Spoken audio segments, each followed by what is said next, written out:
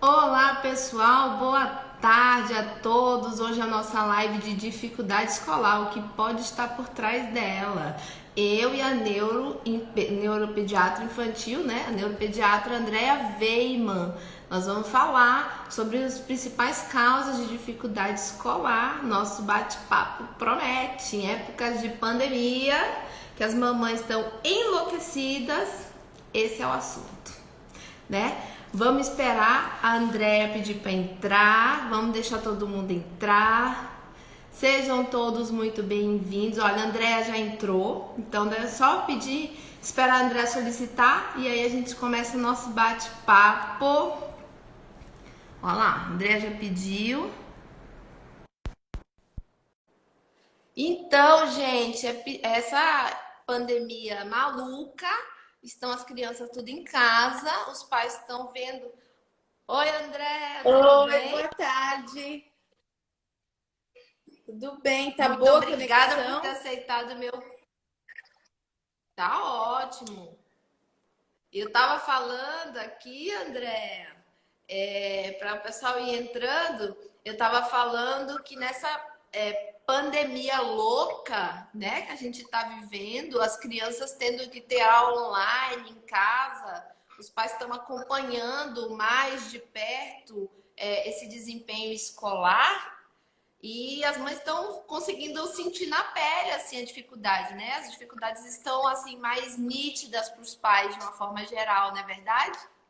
Sim, as mães estão virando professora e aí elas estão percebendo que não é fácil. Aí elas começam a realmente perceber se há dificuldade, né? Começam a perceber que há desatenção, às vezes que a escola não reportou alguma coisa e aí a mãe está sentindo na pele que a criança tinha uma dificuldade e não estava sendo vista. Isso tem sido visto também. Não sei, as crianças estão chegando aqui com essas queixas.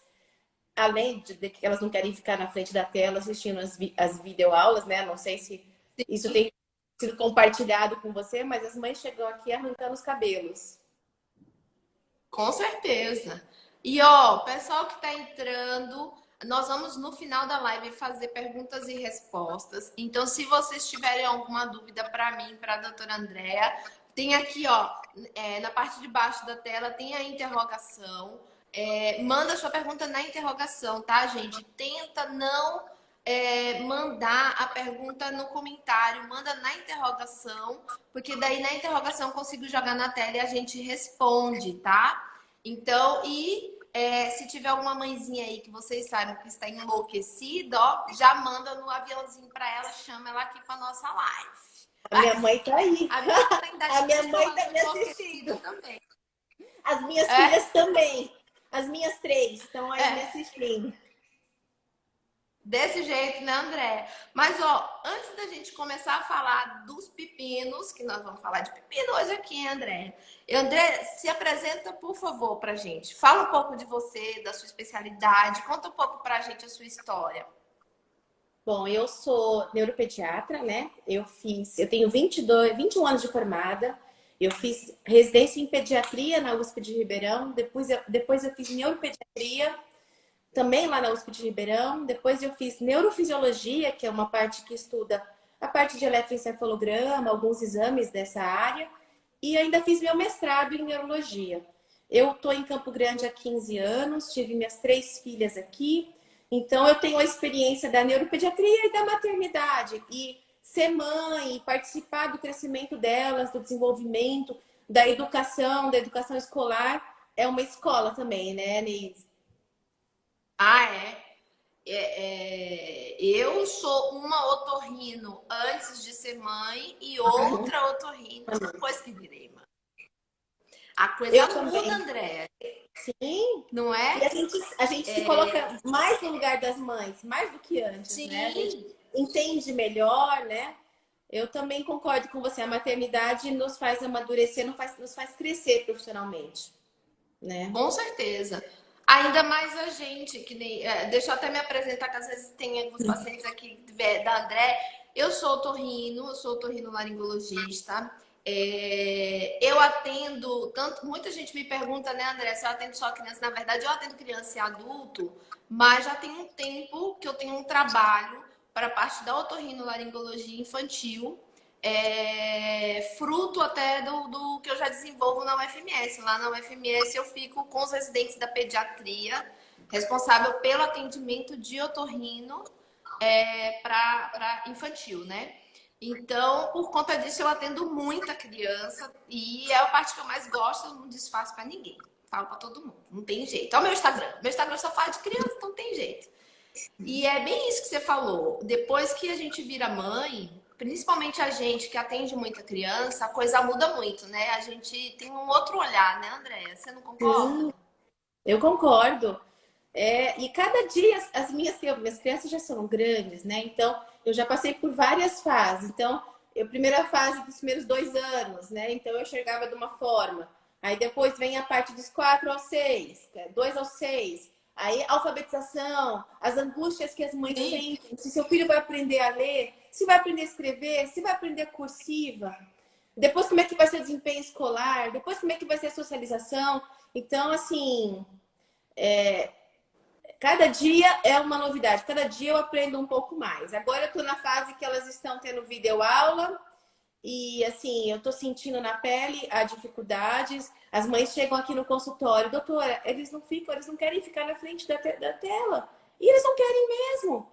Porque eles iam para a escola, eles socializavam, eles brincavam, eles andavam, e agora eles têm que ficar 2, 3 horas na frente de uma tela. Como é que você Tinha faz isso? toda a graça.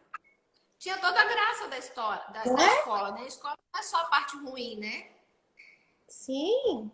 Então, assim, é E ó, justamente. Pode não, com falar. certeza concordo contigo. E ó, gente, quem for entrando depois, se tiver pergunta, manda na caixinha, tá? Tenta não escrever no comentário, manda na caixinha, porque eu vou cacetar a Andréia de pergunta. Hoje é o dia, Andréia. Vou cacetar, um monte de pergunta. Tem até dúvida que eu tenho, eu já vou me aproveitar da live para tirar, que eu não sou besta nem nada. Ó, gente, a gente vai falar aqui um pouco de déficit de atenção, de hiperatividade, de alterações auditivas, de alteração de processamento auditivo, de autismo, que não tem como não falar, né? Termina que é o assunto do momento. Então tem muita coisa boa por aí. André, queria começar te perguntando assim: quando vem um paciente no seu consultório com essa queixa de dificuldade escolar, né? Geralmente, quais são as principais alterações neurológicas que você observa, assim, as mais frequentes no seu consultório que causam aí dificuldade escolar? Sim, na verdade, as patologias, né? Então, você pode, às vezes, a criança vai chegar, ela não tem nenhuma patologia neurológica, ela tem simplesmente a dificuldade de aprendizagem, e aí você tem que ver se isso aí tem uma questão social, tem que ver a questão de como que é a dinâmica familiar, e você vai receber crianças que têm patologias neurológicas, que têm um TDAH, que têm uma epilepsia, que tem algum outro insulto neurológico, que é uma paralisia cerebral, muitas vezes leve, e que são prematuras, e que junto com isso vem a dificuldade de aprendizagem. Crianças que apenas tinham um atraso de fala e quando ingressam na fase escolar, os pais começam a perceber a dificuldade também na escola. Então, o que chega mais é isso. E às vezes chega aquela criança que nunca deu trabalho e que quando chega, passa para o ensino sexto, sétimo ano, né? E aí muda a dinâmica da escola, os pais começam a perceber que aquela criança também tem um prejuízo, às vezes porque tem um déficit de atenção e até então não foi percebido, porque a escola ajudava, a cobrança era diferente, não exigia aquela maturidade da criança que é exigida quando eles chegam no sexto, sétimo ano, né? Sim, e aqui eu recebo muito, viu, André, também com essa queixa. E é engraçado que assim, quando chega para mim, é basicamente tem muito atraso de fala, porque é uma parte que eu amo e que eu faço muito, é questão de desenvolvimento de fala em criança. O que que acontece? Por isso que eu falo que eu tô rindo e fono é tudo os doidos da linguagem. Porque a gente sabe que, via de regra, aquelas crianças que demoram para falar, lá na frente vão ter problemas para alfabetizar. Entendeu? A leitura escrita, a escrita vai ter dificuldade. Então, são aquelas crianças que vão dar mais trabalho, sim, na alfabetização. Você falou aí da questão termina que vai, né, Andréa? Vai hiperativo, autismo, são as principais alterações, né? Que Sim, você percebe aí. epilético. Criança que Epilepsia, tem né? enxaqueca. Por exemplo, a enxaqueca é uma causa de sobreaprendizagem, às vezes. Por quê? Porque a criança começa a ter muitas crises de cefaleia, perde muita aula, começa a ter um prejuízo. A epilepsia também. Às vezes a criança tem uma epilepsia do tipo ausência, que é difícil diagnosticar inicialmente. E aí ela está na sala de aula, está tendo as crises de ausência e as pessoas não estão percebendo. E aí chega pra gente falando sobre aprendizagem. Aí eu tenho que investigar, eu tenho que ver se eu acho uma causa orgânica para isso de sobreaprendizagem. Porque às vezes eu não vou achar uma causa orgânica. Às vezes eu vou fazer um diagnóstico, vou encaminhar para a equipe multi e a gente vai perceber que tem um transtorno de aprendizagem, mas sem uma lesão estrutural, sem uma outra alteração em exame complementar.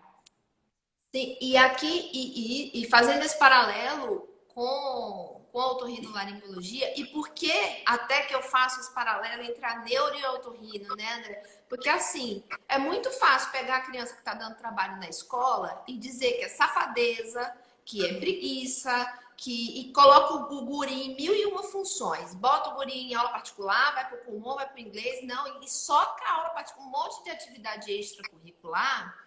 E eu sempre falo isso para os pais, a gente tem que olhar com muito mais carinho para isso. Por quê? Porque pensa bem, a criança está procurando confusão com a mãe o tempo inteiro, que está o tempo inteiro colocando ele de castigo porque o desempenho está ruim.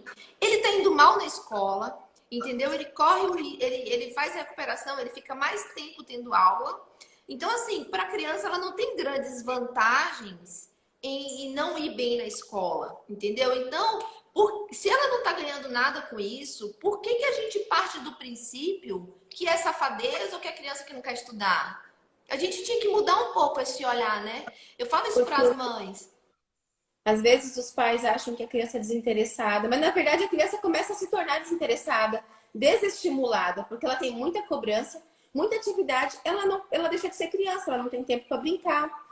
Às vezes é uma criança que tem déficit de atenção, que leva horas para fazer uma tarefa, horas, ela é lenta, porque ela não foca, entendeu? E aquilo começa a trazer angústia, baixa autoestima, e a criança vai realmente ficando desinteressada. Aí, nesse momento, os pais falam, é preguiçoso, não gosta de estudar, não gosta de É estudar. preguiçoso. Não é bem Então, assim, né? Então, mamãe e papai, já fica a dica, tá? Seu filho tá dando trabalho, primeiro vamos investigar para ver se não tem alguma coisa. E outra coisa que eu também falo, viu, André? Se você não concordar, você me avisa. Eu digo o seguinte: existem várias abordagens que a gente faz para descobrir que tipo de dificuldade que a criança está passando. A gente vai falar disso mais para frente. Mas a gente descobrindo que tipo de dificuldade a criança tem, a gente consegue, com abordagens psicopedagógicas, melhorar o desempenho da criança. Não é simplesmente pegar ela e socar um monte de aula particular, um monte de aula extra, achando que isso vai fazer um milagre, pode até piorar, não é? Eu falo para os pais que a gente tem que tem que fazer um diagnóstico. Fazer um diagnóstico bem Exato, feito, concordo. aonde está a falha. E aí a gente vai atacar essa falha. Né? Não dá para atacar todas as frentes. A gente vê o que é o principal, foca naquilo e vai ajudando a criança. E a escola tem que ajudar também. Às vezes a gente percebe que a criança realmente tem uma dificuldade, a escola tem que estar ciente e a escola às vezes tem que adaptar aquele conteúdo para aquela criança para não trazer mais sofrimento para ela, né? Sim. E aqui também, viu, André, o que acontece? Eu brinco assim, ó, quando a criança ela vai mal na escola, os professores, até a própria equipe da escola já tem muito bem na cabeça assim, manda para o oftalmologista para ver se enxerga bem, É isso mesmo. né? Agora, ninguém manda para o otorrino para avaliar a parte auditiva do ser humano. Você entende? Isso é uma guerra que eu tenho aqui no consultório, André. Uma guerra. Por quê? Eu falo assim, eu cito um exemplo, assim, a pessoa usa óculos, a criança que você está indo para o oftalmologista ver se enxerga bem, você não está achando que ela é cega. A escola manda aí vai no oftalmologista ver se enxerga bem. Você em momento algum está achando que seu filho é cego, mas você leva no oftalmologista. Pro ouvido, a ideia é muito semelhante. Então, assim, às vezes a criança tem uma perda auditiva pequena, você vai ter a sensação de que ele escuta bem. Mas, na verdade, ele não está escutando direito. É a mesma coisa do óculos. A criança que usa óculos, ela tirou o óculos, ela não é cega. Entende? Ela não é cega, ela vai ter dificuldade ali com uma letrinha menor, alguma coisa ali, mas ela não é cega. O ouvido é muito semelhante. você tem. Então, quando pais chegam aqui com dificuldade escolar, ganha o kit. Vai no oftalmologista, porque é importante ir, mas vai fazer a avaliação auditiva completa. Mas eu acho que ele escuta bem. Não interessa. Vai fazer a avaliação auditiva completa e vou te falar que a gente pega cada coisa aqui e Eu pega. tive, eu Entende? tive um paciente, assim, que ele chegou por conta de uma dificuldade de aprendizagem, era uma menina de 7 anos, e que tinha feito várias avaliações auditivas e achavam que ela escutava realmente. Deu bastante trabalho, eu tive a ajuda da neuropsicóloga, e a gente estava convicta que ela escutava muito mal, que ela não escutava direito, e o problema estava ali. E a gente depois conseguiu documentar isso e realmente a criança não escutava bem. E todo o problema que ela vinha tendo na escola era secundário a essa perda auditiva que ela tinha e que não foi diagnosticada. André, você tocou num assunto super importante, porque assim, a audiometria normal, ela descarta que a pessoa não escuta, mas existem doenças, né? E isso o neurologista também cuida muito, que é a alteração do processamento auditivo central. Até fiz um vídeo no meu Instagram essa semana sobre isso, falando disso.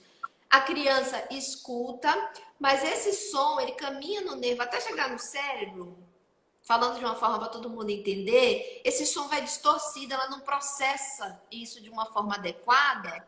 Então, o que acontece? Ela escuta, mas ela não entende. Ou então, ela escuta, mas o tempo que ela demora para processar aquela informação é muito longo. Então, imagina uma criança dessa na escola, André. Quando ela está conseguindo processar a informação, tem outra informação e outra informação, tem uma hora que ela fala assim: quer saber? Desistir. Desistir. É Deu? isso mesmo. Ela nem consegue perceber que ela não está entendendo, né? Ela já está pulando as etapas. É isso É mesmo. bem isso mesmo. Ô, André, me fala uma coisa. Aí o paciente chega aí no seu consultório com essa queixa e tal. A gente já falou de algumas causas. Como que você faz a avaliação? Porque tem muitos pais, às vezes, que ficam com medo, porque fala assim, vai ter que fazer um monte de exame que fura, que dá choque. Até o Não. próprio eletroencefalo, às vezes eles ficam morrendo de medo, achando que vai dar choque, que é doloroso. Quais são os exames, assim, básicos, Na verdade, gerais? primeiro eu faço uma história, eu tenho que ler toda a história dessa criança, desde quando nasceu, tá? Como que foi o nascimento, todos os marcos de desenvolvimento. Se essa criança, primeiro eu preciso saber se ela tem um desenvolvimento normal, do ponto de vista motor e de fala, né? Aí com isso, aí eu vou tentar ver, depende da idade, como que tá o desempenho dela na escola. Às vezes eu converso com a criança, peço para ela ler, tento ver se ela entende o que ela está lendo ou se ela sabe ler, tento ver a letrinha dela, tento ver se ela tem exame neurológico normal ou não. Se a criança tem um exame neurológico anormal, muitas vezes eu tenho que investigar com um exame, sim. Mas se ela tem um exame neurológico normal, aí é mais tranquilo. Às vezes eu peço exames básicos, às vezes eu vou pedir um exame de sangue, às vezes eu quero ver se ela tem uma alteração hormonal, um hipotiroidismo, que faz com que a criança fique mais lenta. Às vezes eu vou pedir um eletro, se eu suspeito que essa criança tem epilepsia. Como eu te disse, as crises de ausência são crises que duram 3 segundos. A criança está aqui segurando o lápis, aí de repente ela pisca. É a crise Ups, dela. acabou. Ela tem isso várias vezes na escola, ninguém percebe e ela não rende. Então, o diagnóstico eu faço com a história e o exame, né? E aí eu vou precisar da equipe também, né? Se Ô, eu André, perceber Oi, pode falar. desculpa. Pode concluir, André, desculpa. Aí eu vou ver se alguma alteração na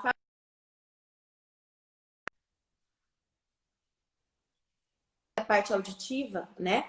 E com isso eu vou precisar da equipe multi. Aí eu peço uma avaliação psicopedagógica. Às vezes eu vou encaminhar para o neuropsicólogo para ele fazer os testes de QI, para descartar uma deficiência intelectual. Fazer os testes de atenção também, então ela vai aplicar alguns testes para mim. E com tudo isso, com todo esse arsenal e com o amparo de uma equipe multi, muitas vezes não preciso de um fono, preciso de uma neuropsicóloga, de uma psicóloga, e eu tento fechar um diagnóstico. Sim, as psicopedagogas, de uma forma geral, tem uma participação importante aí para elaborar estratégias, né? Sim. E você falou uma coisa importante, viu, André? Você falou assim que tem muita gente que acha que crise de epilepsia é aquela básica tônico-clônico, se joga no chão, se bate. Esse é um dos tipos de crise Sim, epiléptica, né? Mas tem muitas que sim, basicamente parece uma desatenção, parece que tá ali no mundo da lua. Então, assim, uma coisa super sutil, mas que vai fazer uma diferença absurda na vida da criança, né? sim, sim.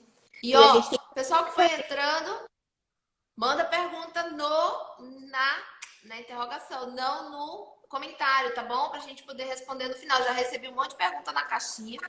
Falando, André, hoje vai sair daqui até com a orelha quente, de tanta pergunta. Não, não, eu gosto de conversar, eu gosto de responder. Se eu souber responder, eu vou responder, né? Então eu gosto. Eu gosto de E responder dúvidas. a gente já falou aqui, André, coisas super importantes, né? Então, é aquela coisa. Eu sempre tento desmistificar muito essa ideia de que a criança que tem dificuldade na escola é frescura, é safadeza, é malandragem. E quando não bota a culpa na mãe, né? Porque mãe é assim, né? Mãe só leva cacete, viu? Eu vou te falar. Mãe é um bicho que, coitado. Ah, é a mãe que não dá limite, é a mãe que não tem pulso firme, entendeu? Então, assim, gente, a criança não ganha nada caçando confusão o tempo inteiro. A gente tem que Eu acho, avaliar se não tem alguma coisa orgânica por trás. eu acho que as mães têm que valorizar isso e eu acho que elas não podem esperar muito. Porque às vezes a criança vai chegar Sim, lá com 12, 13 anos e ela perdeu aquela janela, aquele tempo, né? E ela fica para trás, então ela começa a ter problema de autoestima. Ontem eu atendi uma pacientinha de 13 anos que ela chegou para mim por outro motivo. E aí eu vi que ela tinha um distúrbio de aprendizagem, fiquei pensando se ela talvez teve um TDAH que ninguém fez diagnóstico.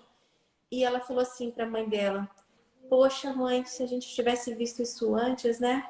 Aquilo me deu um aperto no coração, porque eu vi que ela sofria, sabe? E que ela poderia ter tido sim, ajuda antes, né? Então, a aprendizagem é o começo de tudo, né? Não se sabe se realmente a sim. criança tem que aprender a ler e escrever com 6, 7 anos, mas isso foi o que A foi defendido maioria,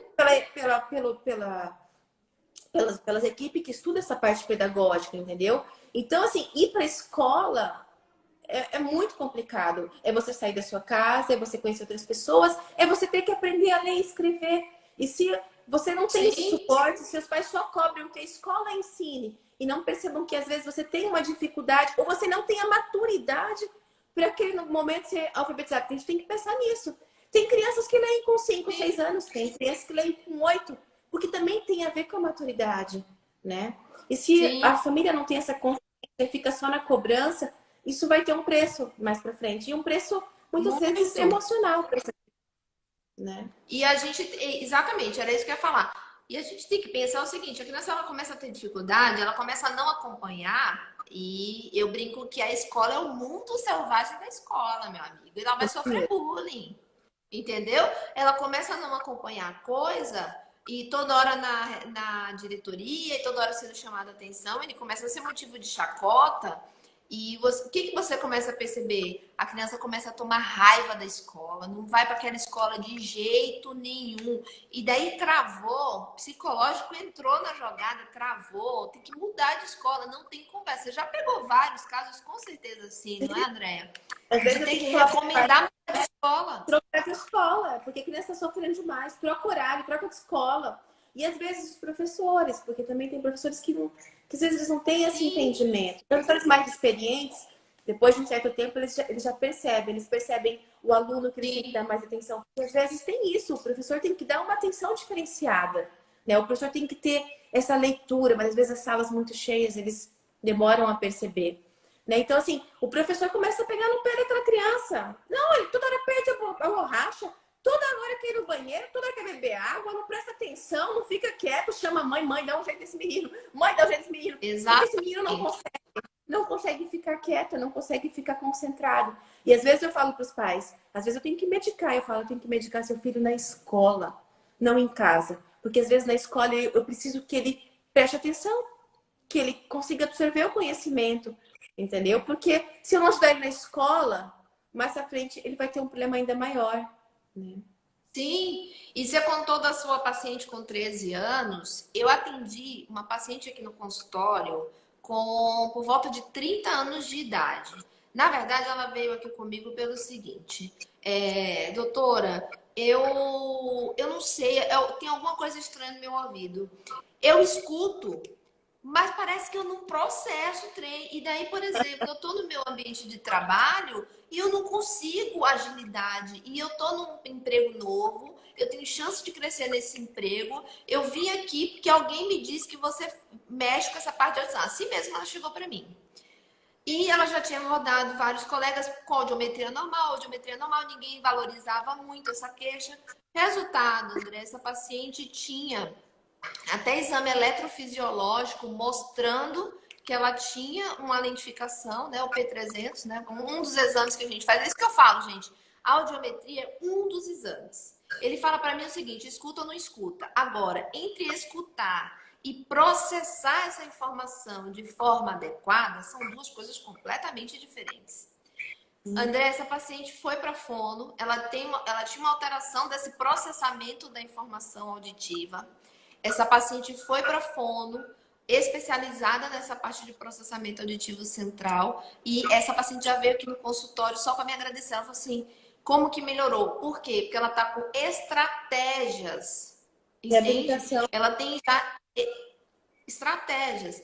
O paciente que não processa, que aqui vai ter várias mães que vão entender. Você chega com um paciente, uma criança, por exemplo, que não processa direito, você chegar para ela e dizer vários comandos assim: pegue o copo em cima da mesa, leve para a pia, lave o copo e depois enxugue. Ele se perdeu, ele só pegou a primeira parte. Ele só pega a primeira parte, pegue o copo. Aí ele fica, e depois o quê? Qual que é o próximo? Entendeu? Aí fala, esse menino não quer colaborar, esse menino não obedece. É assim, entende? A dificuldade? Eu entendo Então, muito bem. Eu entendo muito bem. não é? Seu dia a dia também, você com certeza pega isso aí e é complicado demais. E a gente tem estratégia. O que eu quero também que fique aqui para todo mundo que está nos assistindo é o seguinte: não é só fazer um diagnóstico, ele tem uma dificuldade para processar a informação e aí vai viver com isso, vai morrer com isso. Não, criaturas. Nós temos toda uma abordagem multidisciplinar, é TO, dependendo da terapeuta ocupacional, dependendo vai precisar de medicamento, né? É um déficit de atenção e hiperatividade. Às vezes precisa tomar um remédio, né, Andréa? O tratamento é muito melhor se você faz a coisa combinada, né? Sim, muitas vezes a ajuda farmacológica faz diferença. Ele vai precisar de reabilitação, vai precisar de estratégia, ele tem que aprender a lidar com isso, mas dependendo do momento, a medicação é importante, porque às vezes a gente precisa de que seja mais rápido, né? E, e a gente tem que pensar nisso e as pessoas não têm que ter tanto preconceito, é o que eu penso. Eu, por exemplo, na minha família, eu já precisei tratar. E naquele Sim, momento foi necessário, eu vi a melhora, hoje em dia não precisa mais, né? Porque sim. também tem a questão da Ó, maturidade, né? Na criança, às vezes, muitas vezes, ela demora para maturar essas vias neurais. Isso que você falou do processamento. Então, ela vai precisar de uma ajuda. Pode ser que isso persista, que chegue com 30 anos ainda com essa. Ela não. Ela tem realmente um distúrbio do processamento. Aquilo persistiu, não foi só maturidade. Tem que fazer a reabilitação, tem que ter estratégia. E às vezes medicação, dependendo do caso. e quanto mais cedo, melhor, não é, Andréa? Por conta da neuroplasticidade? Por conta de tudo, né? Pela neuroplasticidade, Sim, para essa criança ser doutrinada, ser ensinada, para essa criança sofrer menos, para essa criança poder desenvolver melhor, para essa criança poder brincar, né? Para essa criança poder estudar e ter o tempo de brincar, porque elas cobram sim. isso, sabe? Elas cobram, eu também E, quero brincar. E eu vou falar um negócio, isso que você falou também é importante, porque assim, distúrbios psicológicos interferem na aprendizagem.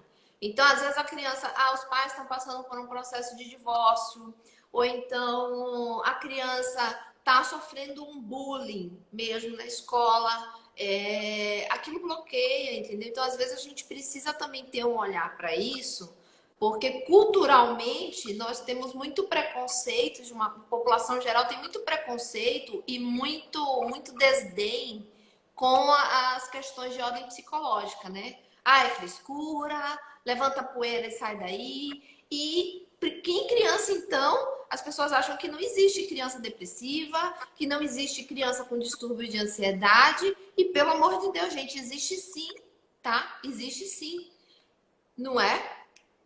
Inclusive, uma das causas de mau desempenho, de uma piora, às vezes a criança é um excelente aluno, de repente ela começou a piorar. Às vezes tem uma depressão aí por trás, né? Às vezes tá vivendo Sim. alguma coisa em casa que está refletindo, né? Então, essa parte psicológica é muito importante. Por isso que eu te falo, o diagnóstico ele é multiprofissional. Não é só o neuro, não é só o otorrino, não é só o pediatra. São E, várias pessoas abordando vários aspectos, né, desse indivíduo.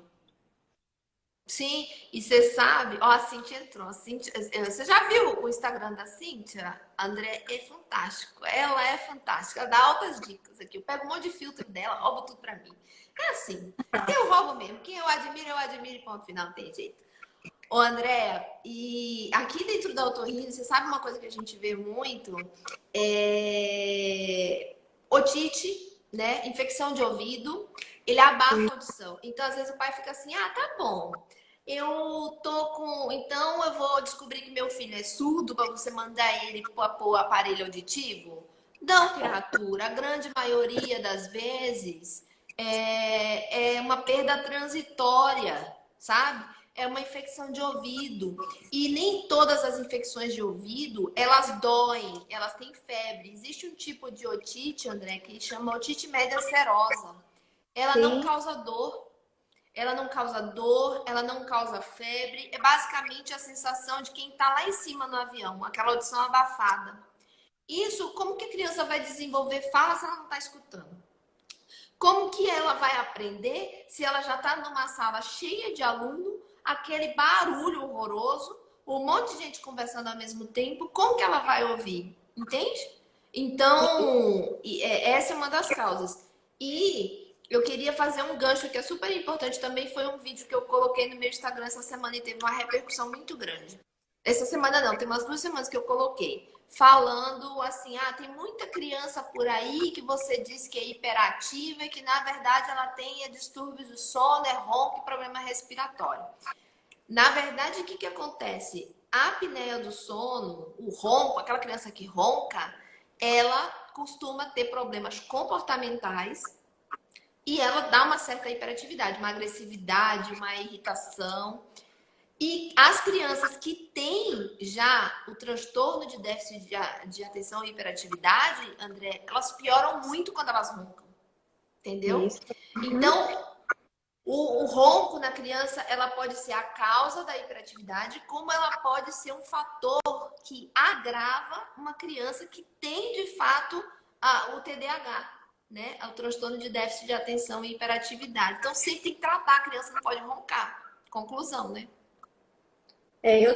Tem uma colega nossa, médica, que tinha, a filha dela, realmente, uma vez comentou, André, ela não tá indo bem na escola, ela é desatenta e tal. E aí ela falou assim, mas ela ronca à noite. E eu lembro que ela foi avaliada, foi pro otorrino, fez a cirurgia, não precisou de medicação. Ela falou assim, depois que fez o tratamento e ela passou a dormir melhor, melhorou tudo. Ela ficou ótima. André, olha, eu vou te falar. Não tô puxando sardinha, mas assim, a melhora é absurda. Dependendo do grau, a coisa é absurda, assim. Mas, gente, o André, pensa bem. Eu e você, pessoas adultas, né? Centradas, só que não.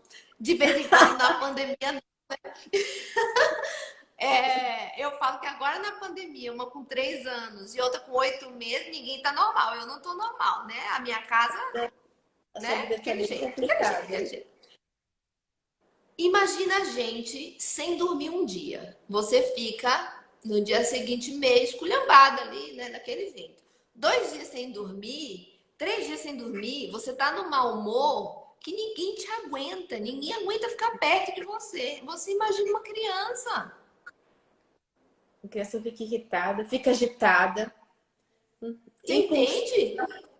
É, eu sei. Agressiva. Ah, ele é agressivo, ele quer bater nos coleguinhas da escola, ele quer morder. Quando começa com essa história de que ele é muito agressivo, ele quer bater em todo mundo, eu já pode pesquisar alteração de sono. Pode, mas André É é muito batata. história. A gente sempre tem que abordar o sono das crianças, sempre. Desde o bebezinho até o maior, é muito importante, porque a gente às vezes esquece, isso faz muita diferença. Né? Um ronquinho pode trazer um prejuízo enorme na vida de uma criança. Absurdo, absurdo. E é uma coisa assim, extremamente comum, sabe? E que a gente consegue tratar, na maioria das vezes, com tratamento clínico, não precisa nem Porque, de cirurgia. por quê, Neisa? Vamos explicar para o pessoal por que, que é importante isso. Porque quando a pessoa ronca, ela desperta. Ela não efetivamente acorda, mas esse ronco vai interrompendo o sono. Então, o sono tem várias fases. Tem o sono de ondas lentas e o sono REM, que é quando a gente sonha. Então, para você fazer um ciclo completo de sono, pelo menos 90 minutos. Se você está roncando, você está toda hora interrompendo esse sono. Então, você não completa um ciclo. E o sono é importante para repousar e para você consolidar as informações que você obteve durante o dia, né? Para você fixar o que você aprendeu. Então, se você não tem esse sono regular, você não vai ficar repousado e não vai conseguir consolidar o aprendizado. Então, o sono é importantíssimo. Então, se tem ronco, a gente tem que abordar esse ronco. Tem que tratar. Fica aquela criança mais esquecida, tudo esquece, não memoriza, né? Eu acho que eu sou no rei, né, Andréia? Que é fundamental para o processo de. Todo o ciclo é importante, mas o sono REM, que é esse mais Para profundo, ele é super consolidar. importante, né? O sono REM, Para gente, é o sono memorizar. que as pessoas sonham, né? É quando as pessoas sonham. E é nesse momento que a gente está consolidando o que a gente aprendeu durante o dia. O sono não REM, de ondas lentas, é o que a gente repousa, né? Mas para você repousar, você tem 3 fases. Fase 1, 2 e 3. É da 2 para 3 que você começa a ter o repouso. Se você não consegue também alcançar a 2 para 3, você não repousa, né? Exatamente, não, concordo, e é o que eu vejo aqui, né? Você quer ver uma outra coisa? Ô, André, me diz uma coisa. Eu queria que você conversasse, até fugindo um pouco do script, a relação dessa questão da dificuldade escolar e do autismo. Porque, assim, eu abordo muito atraso de fala aqui no meu Instagram. E sempre vem. O autismo é o assunto do momento para esse tipo de abordagem, né? Para dificuldade escolar, de fala. Você tem visto, dentro dos pacientes que têm o transtorno do espectro autista, muita dificuldade escolar, dificuldade de alfabetização? É que depende. Primeiro que se essa criança tem autismo, a gente tem que ver se ela tem deficiência intelectual ou se ela não tem. Então, a criança que você já fez avaliação, muitas vezes foi para o neuropsicólogo, ele aplicou os testes e confirmou, mesmo que ele não seja alfabetizado, ele aplicou os testes adaptados para a faixa etária, né, os testes de QI. Confirmou que essa criança tem uma deficiência intelectual, essa criança vai ter dificuldade de aprendizagem. Ela vai ter que ter uma abordagem multiprofissional especializada. Aí você tem aquelas crianças que não têm deficiência intelectual. Muitas vezes as crianças são até além, elas têm um QI elevado, são muito inteligentes. E às vezes elas podem ter dificuldade de aprendizagem por conta da parte comportamental, porque a forma de ensinar para ela é diferente, tem que ter uma adaptação É pedagógica. inadequado. Então, assim, eu até tô com um livro aqui na minha frente que está falando assim, ensino de habilidades básicas para pessoas com autismo. Porque às vezes a forma de ensinar é diferente, tá? Então, eu vejo sim, vejo tanto na que tem uma criança que tem autismo com deficiência intelectual e na que não tem, tá? O mais comum dentro dos pacientes com autismo é ter ou não ter deficiência intelectual? Como que é, em geral, assim, o QI deles? É normal? No geral, o Então, que você percebe? não, assim, é que hoje em dia mudou a forma de diagnosticar, né? Hoje a gente fala em espectro, né? Então, assim, eu vou fechar o diagnóstico na criança mais velha. Ela vai chegar aqui para mim com 1 ano e meio, até 3, 4 anos, e nessa idade eu vou falar que ela está no espectro, ela vai começar a fazer avaliação e a gente vai esperar ela ficar um pouquinho maior para ver se ela vai ter uma deficiência intelectual. Os mais graves, eles têm deficiência intelectual. Os que são os quadros mais leves, muitas vezes eles não têm. Eu não consigo te dar em porcentagem, mas dependendo do grau de cometimento dos quadros mais leves, eu posso te falar que eles não têm.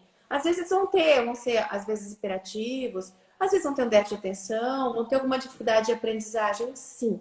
Né? Mas sem a deficiência intelectual. André, e o déficit de atenção e hiperatividade? Eles, em geral, têm um QI normal, né? Sim. Eu tenho mães que falam assim, comigo, ele é o giraia. Doido. Daquele que, meu Deus do céu, sai de baixo. Mas com o resto do mundo, ele é tranquilo. Então, isso não é hiperatividade. Você concorda comigo, André? Ou eu que estou viajando? Depende. Depende. O TDAH, transtorno, déficit de atenção e hiperatividade, você tem 3 tipos. Então, você tem o tipo desatento, o tipo hiperativo e o tipo misto, onde você pode ter as duas coisas. Às vezes, essa criança tem um TDAH. E em casa, ele tem um comportamento mais hiperativo. O que na escola, ele às vezes fica meio... Ele não tem tanta liberdade como ele tem na casa dele, isso não aparece tanto. Mas ele tem um déficit de atenção, entendeu? Ele tem um prejuízo escolar. Então, muitas vezes você tem que ver o que o professor vai trazer. Então, a gente enxerga um TDAH não só como hiperatividade. A gente enxerga como um conjunto de sintomas. Então, se em casa... Eu vou dar um exemplo. Bela não fica brava com a mamãe, tá? A minha filha, quando era Sei pequena, como é que é. ela em casa, ela era assim, ela sempre foi mais agitadinha, sabe? Mas na rua, ela é um doce, só que ela tinha um déficit de atenção, né? E assim, as pessoas não iam falar nunca que ela tinha um TDAH, porque ela na escola, às vezes, ela só mais desligada. E em casa, a gente percebia os outros comportamentos, né? Então, assim, não é só porque é hiperativo, assim, é claro que para o diagnóstico você tem que ter um comportamento em 2 ambientes diferentes, tanto dentro do ambiente familiar como na escola. Só que às vezes em casa eu vou ver só hiperatividade, eu não vou ver desatenção, porque eu não sou professora, eu não estou ensinando essa criança. Agora, na pandemia, os pais estão vendo. Então eles estão vendo que às vezes a criança é inquieta, é impulsiva e é desatenta. E na escola, às vezes, a professora conseguia controlar aquela criança, mas ela percebia que ele era Exato. desatento. Entendeu? E é isso, André, que eu acho que fica também, porque assim, a criança super agitada, ela é hiperativa? Não, gente, não é. Não existe.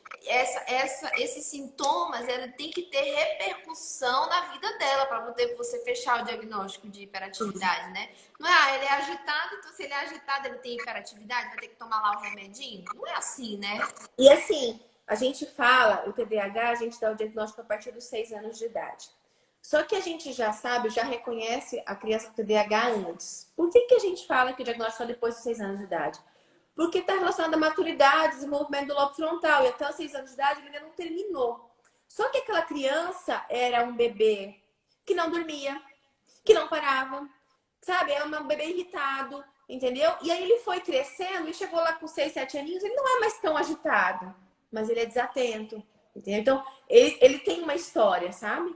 E aí, depois dos 6 anos, Entendi. observando isso, ele em casa, ele na escola, na casa da avó, na casa do amiguinho, você consegue fechar o diagnóstico. Mas a gente tem que ver o antes. E às vezes, Tem, essa criança tem que ter ajuda antes, né? Não esperar ter os 6 aninhos e sim. falar, vou ajudar agora.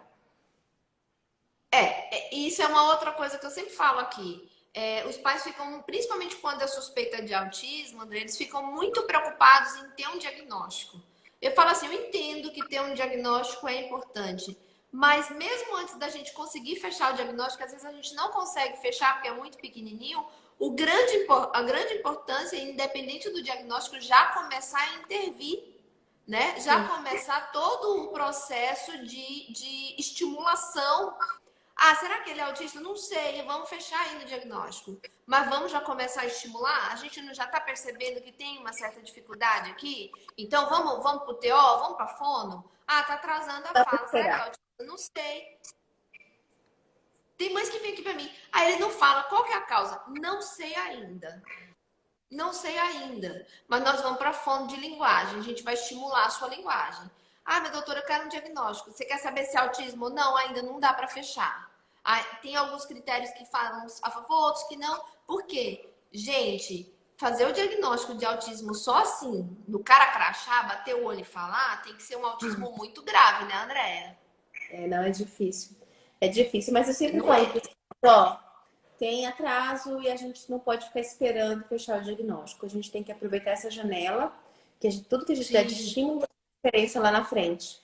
Né? Eu sempre tenho essa conversa franca com eles. E pode ser que daqui a 2 anos a gente vai estar rindo, porque não era um autismo, era um TDAH. Porque também tem isso, viu, Neisa? Às vezes a gente acha que um atraso de fala é agitadinho e lá na frente a gente vê que era um TDAH que tinha um atraso de fala.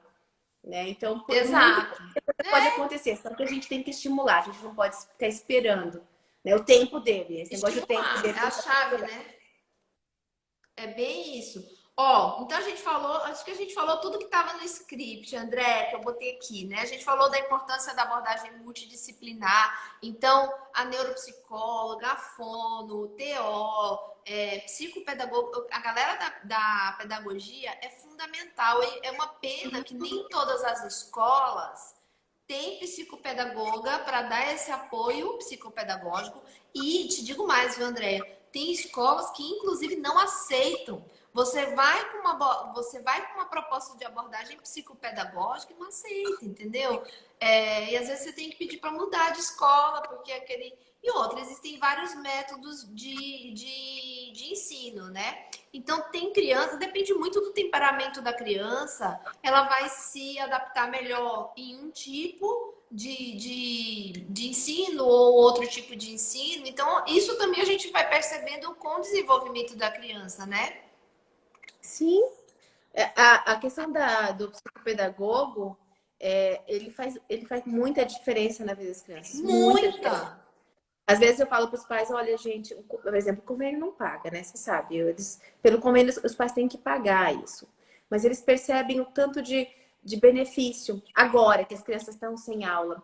Quantos pais que as crianças têm alguma dificuldade de aprendizagem, então, trazendo professores, nem que seja 2, 3 vezes na semana, ficam lá 1, 2 horas e falam, doutora, que diferença, né? E aí aquele Que ensino diferença! individualizado, aquele professor só para o seu filho, e uma criança que tem um déficit de atenção, que tem uma dificuldade maior, tendo um ensino diferenciado, o tanto que ela aprende, e o tanto que melhora a Com autoestima daquela certeza! criança, e o tanto que deixa aqueles pais mais satisfeitos. Claro, tem um custo, né?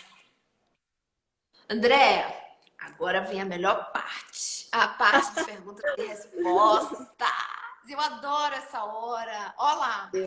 Vou te mostrar Vamos porque eu lá. tô chique. Ó, meu filho tem dificuldade de aprendizagem, foi diagnosticado com TDAH. Bom, isso daqui eu acho que não, ela não conseguiu concluir a pergunta porque era muito longa, eles não deixam aqui. Mas assim, o diagnóstico de TDAH tem tratamento medicamentoso e tem abordagem multi, né, André? Acho que não foge muito disso, né?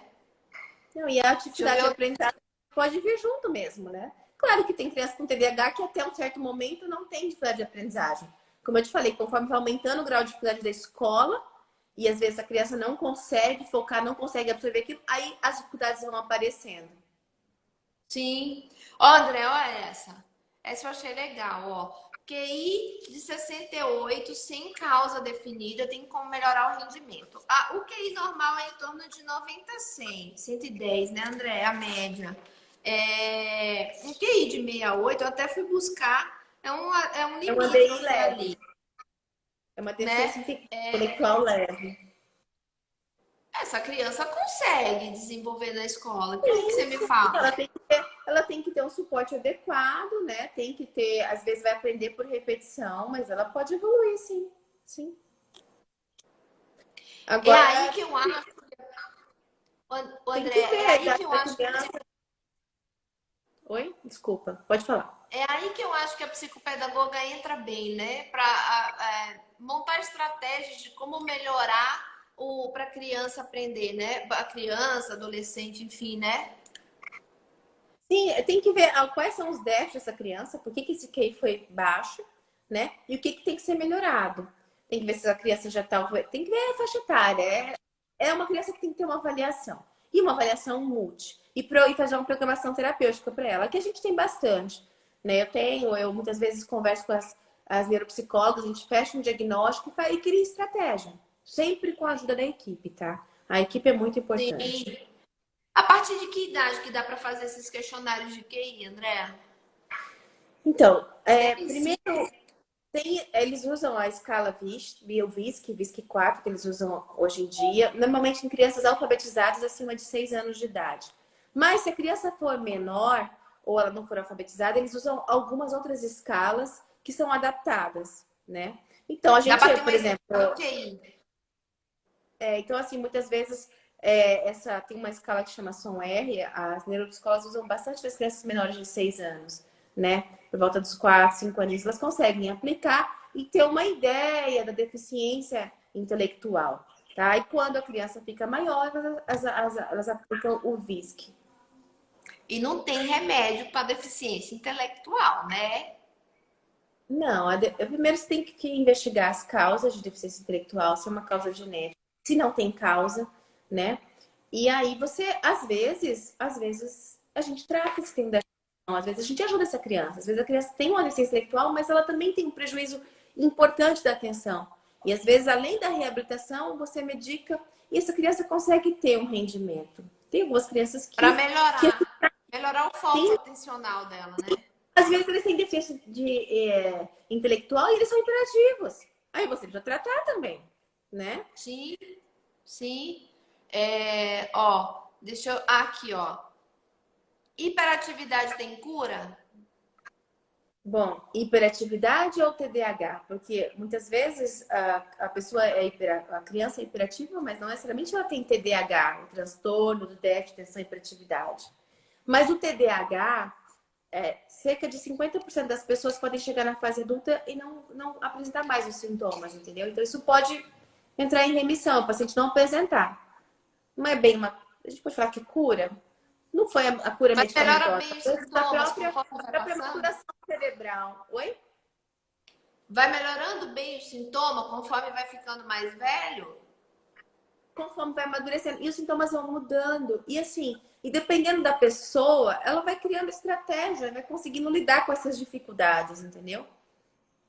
É bem isso. Estratégia eu acho muito engraçado, porque às vezes é aquela pessoa que, eu tenho que escrever 1000 vezes a mesma coisa, grifar, colocar em letras maiúsculas para poder decorar aquilo. Então ela já vai criando estratégias pedagógicas para melhorar o desempenho dela, né? Eu, por exemplo, a minha filha mais velha, quando a gente tinha que decorar alguma coisa, eu criava musiquinhas para ela. Eu falei, Isabela, vamos cantar. Aí eu cantava as musiquinhas e falava, você lembrou na hora da prova que a mamãe inventou aquela música? Era estratégia, entendeu? Hoje a Sim, Isabela tem várias estratégias. A Isabela estuda, faz resumo, sabe? É assim, perfeita. Hoje eu posso falar para você que isso não, durante um certo período da vida dela, quando ela era menorzinha, trouxe um prejuízo e hoje em dia ela tá perfeita, não tem nenhum problema. já De vez tem em uma quando você estratégia, fala né? com ela e ela fala, aí eu repito, às vezes eu ligo ela, Isabela, presta atenção no que eu tô falando, a hora que ela desliga. Mas assim, quando ela tá interessada, tudo vai bem. Agora ela tá focada em boas notas, então ela tá bem focada no estudo e ela tá indo bem na escola. Esforço dela, estratégia dela. Ó, André, olha essa aqui, ó. TDAH tem tratamento sem tarja preta? Outra pergunta que a gente recebeu. Tem, tem sim. Mas tem que ver se a pessoa vai responder com esse outro tratamento, né? Porque às vezes a gente vai fazer só uma terapia ou uma outra medicação por tarja preta e aí, de repente, ele não responde. Então, assim, o Sim, tratamento TDAH, ele é personalizado. Deixa eu só... Nicole, não a tem mamãe receita gosta de de você, bolo. filha. A Nicole tá com ciúme. Nicole, a mamãe não... Você também vive no mundo da lua, mas a mamãe consegue trazer pra terra de vez em quando, tá bom? Você vê, o André, e é assim, a gente falou, a abordagem é multi, né? Os pacientes com TDAH, gente, geralmente eles também têm uma certa alteração no processamento auditivo. E às vezes a gente manda para Sim. fazer terapia com a fono e melhora absurdo ali, né? Porque assim, é verdade, o que é o processamento auditivo? Ele tem a ver com a maturidade dessas vias, né? Dessas vias auditivas, tem a ver com a atenção, com a memorização, né? E no TDAH você vai ter muitas vezes essa alteração dessas vias por causa da imaturidade. Tá meio que tudo bem interligado. Aí resta saber se a pessoa vai sair, vai melhorar, vai maturar essas vias ou se isso vai persistir, né? Sim. Olha essa aqui, ó. Minha filha não consegue ter foco nas atividades escolares, ela fica prestando atenção ao redor. Isso é bem um sintoma de desatenção, Ela pode André? ter um Dificuldade de manter o TDAH, sim. foco. Tem que ver, é tudo que eu te falei, tem que ver a faixa etária, tem que ver mais coisas. É um dos sintomas, né? Prestar atenção em tudo, menos na aula, alguma coisa está acontecendo. Ela pode ser uma criança desatenta mesmo, não consegue focar. Né? Tem que ser avaliada se Sim, isso está trazendo um prejuízo. Se essa criança está tendo um prejuízo acadêmico, ela tem que ser avaliada. sim, com certeza, ó. Aqui mandaram essa, ó. Imaturidade das vias auditivas, qual o tratamento? Ó, eu vou falar a minha parte, André, responde aí também. Em relação às vias auditivas, a gente sabe que o sistema neurológico ele vai se desenvolvendo, né? Até a parte auditiva, tem algumas coisas como perceber lado direito, lado esquerdo, integrar essa informação que tá, entender o significado das coisas. Tem algumas coisas que a criança só vai conseguir lá por volta dos 5, 6 anos de idade. Então, tem todo um processo de maturação aí que vai acontecer. Então, dependendo da alteração, são estratégias que a fono faz, que é o chamado terapia de processamento auditivo central, que é para estimular aí o processamento dessa informação. Né, André? O que você percebe assim? Você tem alguma coisa para complementar aí dessa pergunta? É isso mesmo, é a reabilitação. Quando se tem uma alteração de processamento nessa faixa etária, é a reabilitação. Se eu percebo que tem um TDAH junto, e muitas vezes eu vou precisar medicar, porque vai fazer diferença. A gente percebe que essas crianças que têm uma alteração do processamento e têm déficit de atenção medicadas, elas têm uma performance melhor. Tô falando do E paciente essa infantil, tá? Não posso falar do adulto, porque eu não tenho a prática do adulto. Não, e vou te falar, eu terminei de lembrar uma coisa muito importante com essa pergunta.